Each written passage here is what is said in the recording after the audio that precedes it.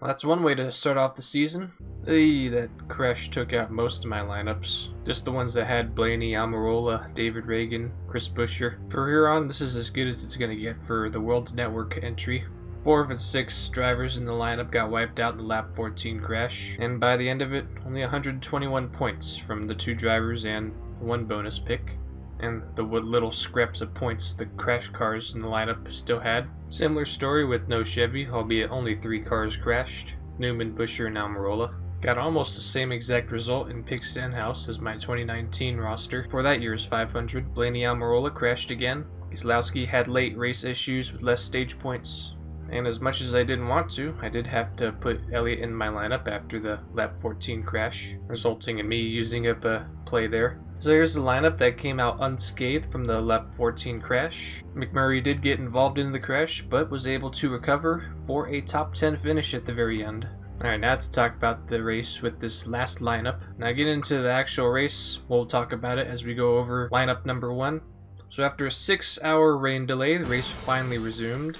Denny Hamlin took command of the field, brought them all to the high groove in single file. Now normally I would be bored out of my mind watching a race where there's single file in the high groove, but from a fantasy perspective I'm kind of blessed because they're all there, they're not going to crash. So thinking that, maybe another lap 14 mayhem won't occur again all night, as Hamlin got the stage checker for stage 1, so did Austin Dillon and Kyle Larson not too far behind, so those 3 in total giving me 25 stage points from stage 1. I was thinking even with 1 wrecked race car in my starters, maybe we can still salvage a good result with this one roster. Much to my dismay, the same thing happened at the end of stage 2, although this time Michael McDowell joined in on the fun with some 4 stage points, giving me another 23 stage points from stage 2, and going into the final stage with 48 stage points. Alright, we're hitting on something. Plus we got Austin Cindric, Brad Keselowski, and Joey Logano still in the hunt. I can still get the 20 points from the bonus picks from going all in on Ryan Blaney, as they were single file on the final lap. Michael McDowell still very much in the hunt, he was right there. And then as a result, oh, my 20 points got wasted. Oh wait, no, McDowell's in the lead, the 10 points still intact. Oh, it was a big crash. Also getting caught up in that big fiery crash was Kyle Busch, securing the top Toyota spot for Hamlin. Now if we can just get Larson past Dillon and Elliott, then we can perfect what bonus points we can still muster here. But unfortunately, after Larson dodged the accident, he did lose control and eventually spin out, giving the top Chevy spot to his teammate Elliott. But at the finish line, the improbable happened. Michael McDowell wins his first Cup race, in the biggest stage nonetheless, in the Daytona 500. And having 4 drivers with the top 7 most points earned from the Daytona 500, along with getting the Hamlin and the Ford pick right, it carries the wrecked race car of Chris Buescher, giving my Jackuwarz entry a solid top 6,000 result overall, and a very solid start to the season. And it also sets a personal best for my super speedway results, so with this result it more than makes up for that lap 14 crash, and I'm very satisfied with it. Ryan Preece, he got 40 points in there too. Definitely another under the radar pick that I don't think many people would have gotten. That would have probably elevated me to being much closer to the top overall result. With McDowell winning, likely nobody got the top Ford pick right. Same goes for the winning team. Likely not that many people would have picked Front Row Motorsports to win. And so there you have it. Michael McDowell is now in the playoffs with that win. And we have 15 more spots to fill over these next 25 races, starting back at the Daytona Road Course again this Sunday. Here's my driver tier list for this week. And with it being a road course, we gotta start with Chase Elliott, being owned by 51% of the player base. He has won every single road course race since 2019's Watkins Glen race. And in his career, he's only finished outside the top 15 at road courses twice. And this next race is simply Elliott's race to lose. So I'd definitely stack him in your bonus picks, and just be ready for him to dominate like he's done in every road course race as of recent. So I haven't made it clear enough, must start for Elliott. The next most owned driver, Denny Hamlin, also at 51% ownership, he's starting 4th. If you didn't start Hamlin in the 500, this is another good spot to start him. If you're like me and already started Hamlin in the 500, I would weigh in your options, getting your second play with him already, especially with Homestead right after this race. But right next to Sonoma, this is a very good road course track for Hamlin. And let's not forget the second place Hamlin got in the August race here. It's going to be tough to save Hamlin plays in this first quarter of the season. And in those first 9 races, I'm only looking at Las Vegas and the Bristol Dirt Race as potential areas where you can save Hamlin. Maybe in the summer stretch, that's when you'll finally be able to save Hamlin uses. But you're not wrong if you happen to use up most of your Hamlin uses early on. Sort of a similar situation with this next driver, Joey Logano, at 33% ownership, starting 11th. So Logano has finished in the top 10 in the last 4 road course races, and that's including the Clash with his 3rd place showing. I would say he's a blind spot pick, but with 33%, that's far too high for that. If you didn't start Logano in the 500, this is a good chance to get in his first use of the season. If not, then I can find you some other options other than Logano, such as his teammate Ryan Blaney, also at 33% ownership, but he's starting at 27th. He almost won the Clash race 2 weeks ago, before getting spun out by Chase Elliott. He did finish an abysmal 31st back in the August race, but honestly that's just the team missing the setup. And if we throw in the Charlotte Roval results, which is an awfully similar track to the Daytona Road Course, then Blaney has very respectable road course results. Since winning the Charlotte Roval in 2018, he has never finished outside the top 10, and he's proven that starting from the back, he can get a good result, like in the 2020 Roval, where he started 24th to come back and finish 5th, with stage points nonetheless. Here's my first avoid for this week, Kevin Harvick at 30% ownership, starting 5th. It's not just that there's plenty of other racetracks that are much better than the Daytona Road Course for Harvick. You got Homestead, Las Vegas, Phoenix, and Atlanta, so I would start your Harvick uses in those 4 tracks. But at the Daytona Road Course, this has not been a very friendly track for Harvick. He spun out at least twice in both of the Daytona Road Course races, and since the 2019 Roval, he hasn't posted a top 10 result in road courses. And if for some reason you really want to start Harvick at a road course, I'd save that for Sonoma in June, or Iwana back in 2017. Here's another avoid for me, Austin Dillon at 26% ownership, starting 3rd. Dillon has never posted a top 10 in road courses, and in last fall's Charlotte Roval race, he started 6th, but finished 19th. Not even getting a single stage point. He finished an unimpressive 11th in the Clash, and Kaz Grala drove his car in the August race. So like Harvick, I would wait until next week to consider starting him at Homestead. Back to the must-starts, and this is a big one. Martin Truex Jr. at 24% ownership. He's starting 19th. As of the start of the 2018 season, he has the highest average finish in road courses. It's even better than Chase Elliott. He has posted top 7s in 8 of the last 9 road course races. And let's not forget, he was very much in contention for the 2018 Roval race until a collision with Jimmy Johnson. So in short, Truex is always a car that's going to be competitive in road courses. Another big avoid I would have for this week is Bubba Wallace at 21% ownership, starting 10th. Even though this is with Richard Petty Motorsports, he has never finished inside the top 20 at road courses. But then again, he's never started a road course race in the top 10. It's going to be difficult to judge how well Bubba does in that 23 car. I would first just wait for some good results before opening the floodgates with your Bubba plays. My next earliest play for Bubba is going to come at the Talladega race in the spring. Honestly, there's just far too many other drivers that we got to get some uses in first. Just like this next driver, Kyle Larson at 19% ownership, starting 8th. Now, this is going to be his first ever Daytona Road Course start. He wasn't in the Busch Clash, nor was he in the August race.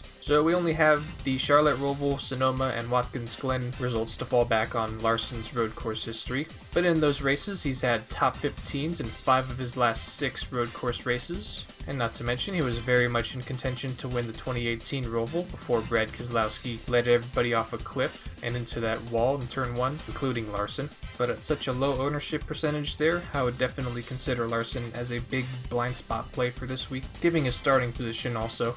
This next driver, I have absolutely no idea what kind of day he's going to have on Sunday, Kyle Busch. He's starting 14th and has a whopping 32% ownership, because on one hand he won the Clash a few weeks ago, but right before that he's had 3 consecutive finishes outside the top 30 in the last 3 road course races, and combining the results of all 3 of those races, he's only given 9 points. So honestly, at best, for right now, Busch would be a good garage driver. and surround him with a lot of heavy hitters like Elliott, Larson, Truex, Byron, Logano, or Hamlin. Because as of right now, I wouldn't consider Kyle Busch to be a crutch driver, much like Hamlin, Elliott, Truex, or Harvick, and your chances at getting a good Kyle Busch play will come next week at Homestead, or maybe Phoenix or Atlanta. I suppose it's going to come down to what kind of version of Kyle Busch we're going to be getting on Sunday. Are we going to get the one from 2020, or are we going to get the one from 2 weeks ago where we won the Busch Clash? This is my last big avoid for this week, Alex Bowman at 18% ownership, and starting the race at a very distant 36th place. Even though Bowman has plenty of top 15 finishes at road courses,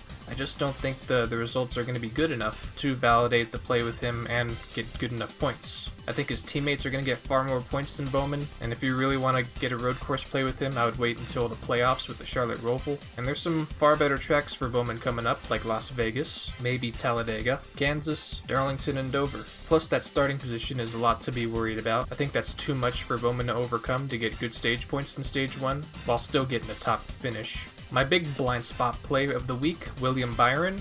At just 16% ownership, he's starting 22nd, and in the last 4 road course races, and that's including the Clash, he has finished in the top 10. And in the last 3 points paying road course races, he has scored at least 40 points. I think even with Byron starting at 22nd, I still think he can get those results just like in those last 3 road course races. And he should continue that string of 40 points in a road course race. I got 2 more drivers I can highly consider. Tyler Reddick at 4% ownership, he's starting 24th. He has yet to finish in the top 10 in his road course racing career in the Cup Series. He did finish 4th in the Clash, and at best, he's a good garage consideration if for some reason you feel like you're really behind on uses after the Daytona 500. Similar option can be played with Christopher Bell at 9% ownership, starting 12th. Personally, I like Reddick a bit better than Bell this week, because with Reddick, his finishes have been getting better and better with every road course race. But the one interesting thing about Bell is that in the Charlotte Roval race last year, even though he did finish 24th, he did gain a whopping 17 stage points, and giving his 12th starting position, he can very much do the same thing this weekend. One driver I forgot to mention was AJ Allmendinger. It is a one-off race for him, but he's starting from way far back, and similar to Alex Bowman's situation, I don't think he'll be getting up to the field and earning a lot of stage points. He could contend for the win, but for fantasy, he's not the guy that's going to get you stage points, which for this game, that carries you a long way. I think I've thrown enough driver information at you. How about we check my lineups? Jackuwarz 1, I did build a highly defensive lineup for the 500, and gotta say it was well fortified, giving me above 200 points. But for this week, I think I'm going on the offensive, and I'm not pulling any punches this week. So I decided to let the big dogs loose at the road course, throw in Elliott, Truex, and even Hamlin. We'll throw in Joey Logano too, since he's been on a hot streak with road courses as of late, and of course not to mention William Byron. He's earned far too many points at road courses for me to sleep on him for any longer. I'm bringing the same mentality with the bonus picks as well. Elliott across the board with Logano and Hamlin. I could have very much went with Truex instead of Hamlin for the top Toyota, but I suppose that's me and trying to get as much as I can out of this Hamlin use. Maybe predict him to get as much points as he did back in the 500. Moving over to waste Elliott. I might be a bit heavy on the sleeper picks, looking at Christopher Bell and William Byron in there, but hey, that's why it's in my sub lineup and not in my 2 main ones. Kyle Busch is a rather risky play for this week. I'll also test the waters with the idea that William Byron could be the top Chevy over Chase Elliott. Another top Chevrolet candidate instead of Elliott could be Larson. I'll cover not having Ryan Blaney in my starters by having him as the top Ford. And if Truex puts together a complete Daytona Road Course result, then he could surpass Hamlin as the top Toyota. I honestly don't see Ford going back to back. If they do win, it's probably going to be with either Logano or Blaney. I like my chances with either Chevy or Toyota this week, but one thing I like to do with my lineups is to have all 3 manufacturers picked amongst the 5 of my lineups, and waste Elliott just so happens to get the short straw here. On the flip side of that selection, I'll keep Hendrick as the winning team here. As for pick Stenhouse, I'm going to be sitting the 47 for not just this week, but also next week at Homestead. I'll wait until Las Vegas to get another start in for Ricky, and then I'm also looking at the Bristol Dirt Race for him. But for now, let's just play traditionally for this lineup. I'll go with a similar lineup with Jackuwarz 1, but we'll throw in Ross Chastain. He's had some solid results at the road course races in the Xfinity Series, so let's just see what he's going to give us with that 9th starting position. I'll exercise the idea with Denny winning over Chase for this lineup, as well as Larson surpassing Chase for the top Chevy, with the safer picks with Logano and Hamlin as the top manufacturer respectively. I'll back up the Denny winning idea with the respective picks there. For NoChevy, I'm loading up on Joe Gibbs drivers, sans Kyle Busch. I'll probably wait until Homestead to deploy his first play there. I'll test the waters with Michael McDowell starting second. Same goes for Chase Briscoe. If you're looking for a Stuart Haas driver to start this weekend, I'd definitely consider Briscoe. It might be a stretch having Chris Buescher even in my garage with that 30th starting position, and likely it's going to take a lot for him to replicate his result at the August race with the 5th place finish. But still, let's go for it and see what Buescher gives us for this lineup. After all, my plan for this lineup is to hold back as much as I can with my uses, probably until next week, where the picks I can make there are going to be a lot more safe and mainstreamed. Why not try Martin Truex to win? Kind of surprised I didn't have him pick to win more bonus picks for my lineups. Of course, I like Denny Hamlin and Chase Elliott for that a lot more. I'm going to have Ryan Blaney and Kyle Busch in my bonus picks if I can't have them in my starters for this lineup. And I'll split between Toyota and Hendrick to round out the bonus picks. Last but not least, Jackuwarz World Network. He'll have a very similar lineup to Jackuwarz 1, but gotta say I really liked Tyler Reddick's result in the Clash. He might be starting 24th, but I like the idea of his upwards trend in road courses. And maybe he works some magic just like William Byron to get himself up to the front very quickly, and maybe earn tons of stage points. This could be a very good time to start deploying Reddick plays, not just here, but also next week at Homestead. As for bonus picks, very similar to Jackuwarz 1 also, with the only difference being Martin Truex for the top Toyota instead of Hamlin. And there you have it, those are my picks. This week's race should be much more predictable than the Daytona 500, and if Chase Elliott dominates, I think on average the top points are going to be in the 230s. So this is definitely a week where you should get your studs in, take advantage of the points that they're very much primed to get this week. So we've reached the end here. Thank you for watching this entire video. I'll be back sometime next week for my recap of the Daytona Road Course, and we're looking ahead to Homestead Miami Speedway. Enjoy the race this Sunday. I'll catch you next time.